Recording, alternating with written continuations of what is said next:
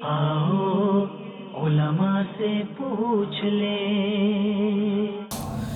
अस्सलातु वस्सलामु अलैका या रसूलल्लाह, अस्सलातु वस्सलामु अलैका या हबीबल्लाह, अस्सलातु वस्सलामु अलैका या खातमन नबिय्यीन व अला आलिका व अस्हाबिका या खातमल मासूमीन। अज़ीज़ दोस्तों, बुज़ुर्गों, अल्लाह तबारक व तआला जी हम्द सना ऐं हुज़ूर नबी करीम सल्लल्लाहु तआला अलैहि वसल्लम जी ज़ात अक़दस मथां सलातो सलाम जा नज़राना अर्ज़ करण खां बाद अल्लाह तबारक व तआला जी बारगाह में दिली दुआ आहे त अल्लाह तबारक व तआला मूंखे हक़ ऐं सच बयान करण जी तौफ़ीक़ ऐं सआदत अता फ़रमाए। अज़ीज़ो दोस्तों, बुज़ुर्गो, जीअं जो तव्हांजे इल्म में आहे त असां नमाज़ जा मसाइल बयान करे रहिया आहियूं। गुज़िश्ता जुमा रफ़ुल यदैन जे हवाले सां गुफ़्तगू करे रहिया हुआसीं ऐं अॼु इंशाअल्लाहुल अज़ीज़ जीअं रकात मुकमल थींदी आहे, यानी पहिरीं रकात जी रुकू जी जेकी वारी ईंदी आहे, इनखे बयानु कंदासीं। रफ़ुल यदैन यादि रखो, इमाम आज़म अबू हनीफ़ा ऐं इमाम मालिक जे नज़दीक मनसूख़ थी चुको आहे, ख़िलाफ़ सुन्नत आहे हिन वक़्त, ऐं इमाम शाफ़ी ऐं इमाम मालिक जे नज़दीक सुन्नत आहे। ऐं इन जे हवाले सां असां हिकु तहक़ीक़ी गुफ़्तगू मुख़्तसर ऐं जामी अंदाज़ में बयानु करे रहिया आहियूं। जॾहिं असां नमाज़ पढ़ंदा आहियूं, सूरतुल फ़ातिहा ॿी सूरत पढ़ंदा आहियूं त पोइ रुकू जी तरफ़ वेंदा आहियूं ऐं ज़िमनन इहो बि मसइलो बयानु कंदो हलां त रुकू में वेंदे वक़्तु असां अल्लाहु अकबर चवंदा आहियूं। इहा तकबीर आहे, अहादीस में जो ज़िक्र आहे त महबूब अलैहिस्सलातु वस्सलाम हर ऊंच नीच जे वक़्तु तकबीर चवंदा हुआ ऐं जॾहिं रुकू खां उथंदा हुआ समी अल्लाहु लिमन हमीदा चवंदा हुआ। इहा रुकू, इहा जेकी बि तकबीर आहे, इहा सुन्नत आहे। हदीस पाक में काफ़ी हदीसनि में जो ज़िक्र आहे। सही बुख़ारी जे हवाले सां मां सिर्फ़ु बयानु कंदो थो हलां। सही बुख़ारी जी 799 नंबर हदीस आहे।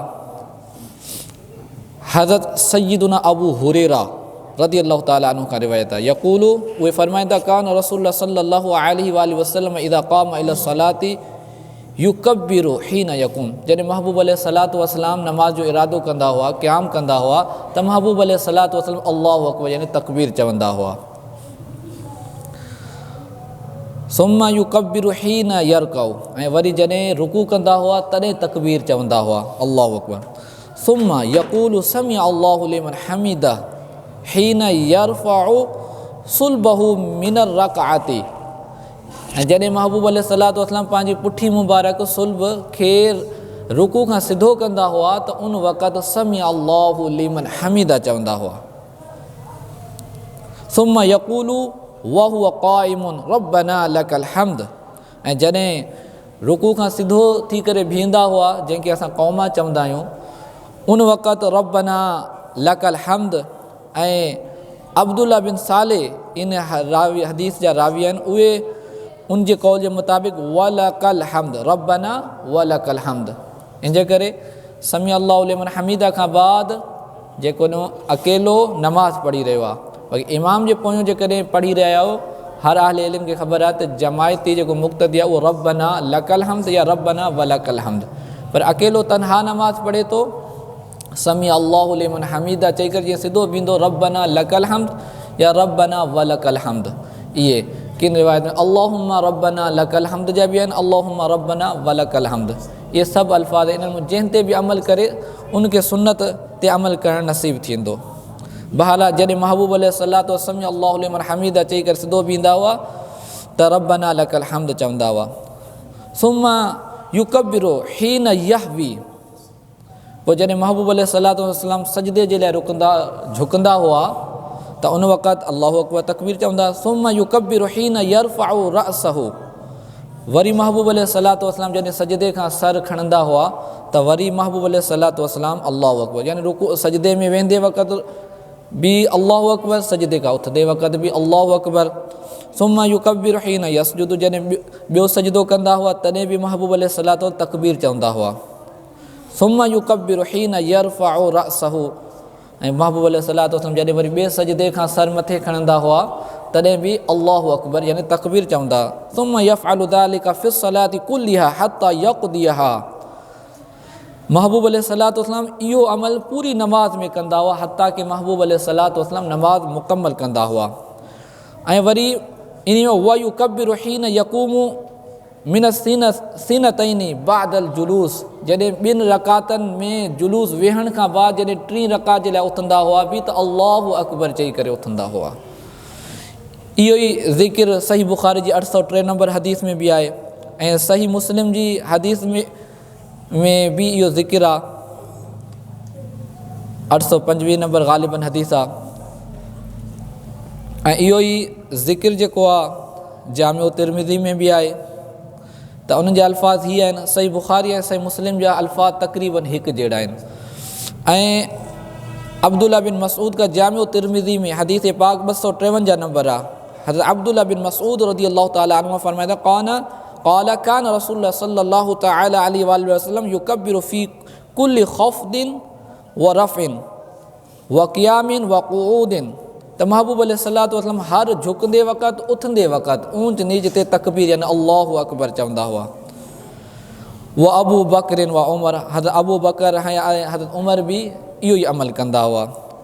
ऐं इन ते इन्हनि अॻिते कमेंट्स पंहिंजो इमाम तिरमिज़ी बयानु फरमायो त इन ते इहा तमामु अहले इल्म जो आम उलमा किराम हुजनि ख़ासि सभिनी जो इन ते अमल रहियो आहे।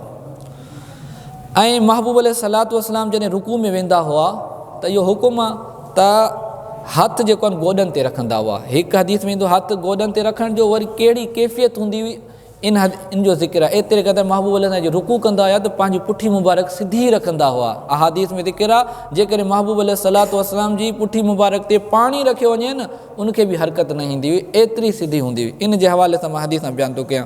जामिउ तिरमिज़ी शरीफ़ में 258 नंबर हदीस आहे। हज़रत अब्दुर्रहमान सलमी उहे फरमाईंदा क़ाल लना उमर इब्नुल ख़त्ताब, असांखे हज़रत उमर बिन ख़त्ताब फारूक आज़म रज़ियल्लाहु ताला फरमायो इन रुकब सुन्नत लकुम फ़ख़ुज़ू बिरुकब, त गोॾनि ते हथु रखणु इहो सुन्नत आहे। इन जे करे जॾहिं रुकू में वञो त गोॾनि ते हथु रखंदा कयो। ऐं 260 नंबर हदीस इन जे हवाले सां आहे त हज़रत अब्बास बिन सहल फरमाइनि था इज्तमाउ अबू हुमैदिन व अबू उसैदिन व सहल इब्न सअदिन व मुहम्मद इब्न मसलमा, यानी ही 4 ॼणा जमा थिया। अबू हुमैद ऐं अबू उसैद, सहल बिन सअद, मुहम्मद बिन सलमा इहे जमा थिया। त पोइ इन्हनि महबूब अलैहिस्सलातु वस्सलाम जी नमाज़ जो तज़किरो कयो। फ़ज़करु सलात रसूलुल्लाह सल्लल्लाहु अलैहि वसल्लम फ़क़ाल अबू हुमैद साइदी रहमतुल्लाहि तआला फरमायो अना अअलमुकुम बिसलाति रसूलुल्लाह सल्लल्लाहु अलैहि वसल्लम, मां जेको आहे तव्हां सभिनी खां वधीक महबूब अलैहिस्सलातु वस्सलाम जी नमाज़ खे ॼाणा थो। त पोइ उन्हनि रुकू जी इन में कैफ़ियत बयानु थियल आहे, मां उहा बयानु थो करियां। त फरमायो इन रसूलुल्लाह सल्लल्लाहु अलैहि वसल्लम रका, महबूब अलैहिस्सलातु वस्सलाम रुकू कंदा हुआ। फ़वदा यदैहि अला रुकबतही, महबूब अलैहिस्सलातु वस्सलाम पंहिंजा 2 हथ जेके आहिनि पंहिंजे गोॾनि मुबारकनि ते रखंदा हुआ। कीअं कअन्नहु क़ाबिदुन अलैहिमा, गोया कि महबूब अलैहिस्सलातु वस्सलाम उन्हनि खे पकड़े रहिया आहिनि। व वतर यदैहि फनहाहुमा अन जनबैहि, ऐं उन्हनि खे महबूब अलैहिस्सलातु वस्सलाम तमामु मज़बूती सां पकड़ंदा हुआ ऐं जॾहिं गोॾनि ते रखंदा हुआ पंहिंजे हथनि खे पंहिंजे पासनि खां जुदा रखंदा हुआ। त इन मां मालूम थियो त महबूब अलैहिस्सलातु वस्सलाम जो अमल गोॾनि ते रखणु सुन्नत। ऐं मज़ीद इहो मालूम त महबूब अलैहिस्सलातु पकड़ंदा हुआ, हथ खे फैलाईंदा हुआ ऐं फैलाए करे मज़बूती सां गोॾनि खे पकड़ंदा हुआ। ही रुकू में वञण ऐं गोॾनि ते रखण जी कैफ़ियत अहादीस मां, इन खां अलावा बि काफ़ी अहादीसूं ही मां जामिउ तिरमिज़ी सां जे हवाले सां बयानु फरमायूं। ऐं जॾहिं महबूब अलैहिस्सलातु वस्सलाम रुकू में वेंदा हुआ त हुकुम फरमाईंदा कमर खे सिधो रखो ऐं फरमाईंदा जंहिंजी कमर सिधी न आहे त उनजी नमाज़ किफ़ायत न कंदी, यानी उनजी नमाज़ मुकम्मल न थींदी। जामिउ तिरमिज़ी 265 नंबर हदीस आहे। हज़रत अबू मसूद अंसारी क़ाल, वे फरमाइनि था त रसूलुल्लाह सल्लल्लाहु अलैहि वसल्लम ला तुजज़िउ सलातुन ला युकीमु फ़ीहा रजुलु यानी सुलबहु फ़ी रुकू व सुजूद, यानी महबूब अलैहिस्सलातु वस्सलाम फरमायो त नमाज़ी जॾहिं नमाज़ थो पढ़े त जॾहिं उनजी सुल्ब यानी पुठी रुकू ऐं सजदे में सिधी न आहे त उनजी नमाज़ मुकम्मल न हूंदी, उनजी नमाज़ दुरुस्त सही तरीक़े सां न हूंदी।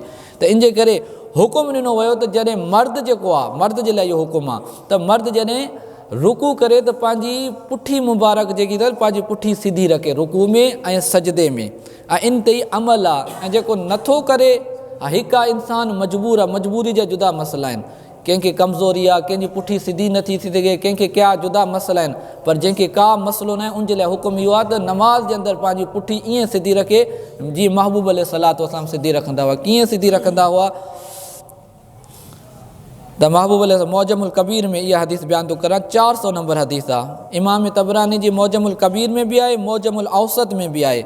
मौजमुल कबीर में 400 नंबर हदीस हज़रत राशिद उहे वाबसा बिन मईद खां क़ाल रअयतु रसूलुल्लाह सल्लल्लाहु अलैहि वसल्लम, त हज़रत वाबसा बिन मईद फरमाइनि था मां रसूलुल्लाह सल्लल्लाहु अलैहि वसल्लम खे ॾिठमि इदा राका फ़ी सलातिही, जॾहिं महबूब अलैहिस्सलातु वस्सलाम नमाज़ में रुकू कंदा हुआ, लौ सुब अला ज़हरिही माउन लस्तक़र्र, जेकॾहिं महबूब अलैहिस्सलातु वस्सलाम जी पुठी मुबारक ते पाणी हारियो वञे त उहो पाणी बि जेको आहे न सिधो रहंदो, उन में बि का हरकत न ईंदी, उहो करार में हूंदो। इहा ई मौजमुल औसत में हदीस आहे हज़रत अबू बर्ज़ा असलमी खां। मौजमुल औसत इमाम तबरानी जी 5676 नंबर हदीस, त उहे फरमाइनि था काना रसूलुल्लाह सल्लल्लाहु अलैहि वसल्लम इज़ा रक़ा लौ सुब अला ज़हरी माउन लस्तक़र्र, त हज़रत अबू बर्ज़ा असलमी फरमाइनि था महबूब अलैहिस्सलातु ईअं रुकू कंदा हुआ जो पुठी मुबारक एॾी सिधी हूंदी हुई, जेकॾहिं उनजे मथां पाणी बि हारियो वञे न उहो पाणी ईअं बरक़रार रहे जो उन में कंहिं क़िस्म जी हरकत न हुजे, बल्कि करार में हूंदो, मुस्तक़र हूंदो, उन में कंहिं क़िस्म जी हरकत न हूंदी। ऐं हर आले इल्म खे ख़बर आहे त रुकू में जॾहिं वेंदासीं तस्बीह आम आहे सुबहान रब्बियल अज़ीम, इन जो बि अहादीस में ज़िक्र आहे, तादाद जो बि ज़िक्र आहे, अदना तादाद जो ज़िक्र आहे, ज़्यादा में ज़्यादा तादाद जो अहादीस में ज़िक्र न आहे। सुनन नसाई में आहे त जॾहिं रुकू में वञूं त तस्बीह छा पढ़ूं। हज़रत सईद हुज़ैफ़ा बिन यमान फरमाइनि था क़ाल सल्लैतु मअ रसूलिल्लाह सल्लल्लाहु अलैहि वसल्लम फरका फ़क़ाल फ़ी रुकूही सुबहान रब्बियल अज़ीम व फ़ी सुजूदिही सुबहान रब्बियल आला। महबूब अलैहिस्सलातु वस्सलाम सां मां नमाज़ पढ़ियो, महबूब अलैहिस्सलातु वस्सलाम जॾहिं रुकू कयो त रुकू में सुबहान रब्बियल अज़ीम पढ़ियो ऐं सजदे में सुबहान रब्बियल आला। इहो हर आले इल्म खे ख़बर आहे। ऐं सुनन अबी दाऊद इन खां अलावा काफ़ी किताबनि में इहा हदीस आहे त इन जी वजह छा आहे, इहा तकबीर इहा तस्बीह महबूब अलैहिस्सलातु वस्सलाम कॾहिं जेके आहे न रुकू ऐं सजदे जे लाइ ॾिनी। मां सुनन अबी दाऊद इन खां अलावा मुस्नद अहमद में, सुनन इब्न माजा में, इन खां अलावा काफ़ी किताबनि में हदीस पाक मौजूदु आहे त हज़रत उक़बा बिन आमिर क़ाल लम्मा नज़लत फसब्बि बिस्म रब्बिकल अज़ीम, सूरतुल वाक़िया जी 74 नंबर जॾहिं आयत नाज़िल थी न त महबूब अलैहिस्सलातु वस्सलाम क़ाल रसूलुल्लाह सल्लल्लाहु अलैहि वसल्लम इजअलूहा फ़ी रुकूइकुम, इनखे पंहिंजी रुकू जी तस्बीह बणायो। यानी जॾहिं इहा आयत नाज़िल थी त पोइ महबूब अलैहिस्सलातु वस्सलाम फरमायो सुबहान रब्बियल अज़ीम, हाणे रुकू में इहा तस्बीह पढ़ंदा कयो। फलम्मा नज़लत सब्बिहिस्म रब्बिकल आला, यानी सूरह आला जी पहिरीं आयत जॾहिं नाज़िल थी त महबूब अलैहिस्सलातु वस्सलाम फरमायो इजअलूहा फ़ी सुजूदिकुम, इनखे पंहिंजे सजदे जी तस्बीह बणाओ, यानी सजदे में सुबहान रब्बियल आला फरमाओ। ऐं जामिउ तिरमिज़ी शरीफ़ जी हदीस आहे 261 नंबर हदीस हज़रत अब्दुल्लाह इब्न मसूद खां अन्न नबी सल्लल्लाहु तआला अलैहि वसल्लम क़ाल इदा रका अहदुकुम फ़क़ाल फ़ी रुकूई सुबहान रब्बियल अज़ीम सलास मर्रातिन, त महबूब अलैहिस्सलातु वस्सलाम फरमाया जॾहिं तव्हां मां कोई बि नमाज़ में रुकू करे त पोइ रुकू में 3 दफ़ा सुबहान रब्बियल अज़ीम पढ़े, फ़क़द तम रुकू, त उनजो रुकू जेको आहे मुकमल थी वेंदो। वज़ालिका अदना, इहा घटि में घटि तस्बीह आहे। व इदा सजद फ़क़ाल फ़ी सुजूदी सुबहान रब्बियल आला सलास मर्रातिन, जॾहिं सुजदो करे त सजदे में इहा तस्बीह पढ़े सुबहान रब्बियल आला 3 मरतबा। ऐं महबूब अलैहिस्सलातु वस्सलाम फरमायो त उनजो सजदो जेको आहे मुकमल थी वेंदो वज़ालिक अदना, इहो अदना में अदना दर्जो आहे। जेकॾहिं वधीक कोई पढ़णु चाहे थो त कंहिं न आहे 5 दफ़ा 7 दफ़ा, इहो बुज़ुर्गान दीन पंहिंजी किताबनि में शारिन हदीस फरमाए बहितर ताक़ अदद में पढ़े। ऐं इन ते ई इमाम तिरमिज़ी तबसरो फरमायो त इन ते ई अहले इल्म जो अमल आहे। ऐं अब्दुल्ला इब्न मुबारक जो हिकु कौल बयानु फरमायो अथऊं त उहे फरमाईंदा त इमाम जे लाइ मुस्तहब ही आहे, इमाम जे लाइ त उहो 5 दफ़ा पढ़े त जीअं जेके पोयां जमायती आहिनि उहे 3 दफ़ा जेके आहिनि पंहिंजी आसानी सां मुकमल करनि। ऐं काफ़ी अहले इल्म जेको आहे ही बयानु फरमाईंदा आहिनि आम हालात में मुस्तहब इहो ई आहे त 3 पढ़ियो वञे, 3 खां वधीक पढ़ियो वञे ऐं 3 खां घटि जेको आहे तस्बीहात रुकू ऐं सजदे में न पढ़ियो वञनि। इंशाअल्लाह मज़ीद आईंदा इन ॻाल्हि ते बयानु करण जी कोशिशि कंदासीं। अल्लाह तबारक व तआला खां दुआ आहे जेको कुझु मां बयानु कयुमि दौरान गुफ़्तगू जेकॾहिं मूंखां बेअदबाना अल्फाज़ निकिरी विया हुजनि त अल्लाह तबारक व तआला माफ़ फरमाए, इनखे यादि रखण जी ॿियनि तक पुॼाइण जी तौफ़ीक़ ऐं सादता फरमाए। वमा अलैया इल्लल बलागुल मुबीन।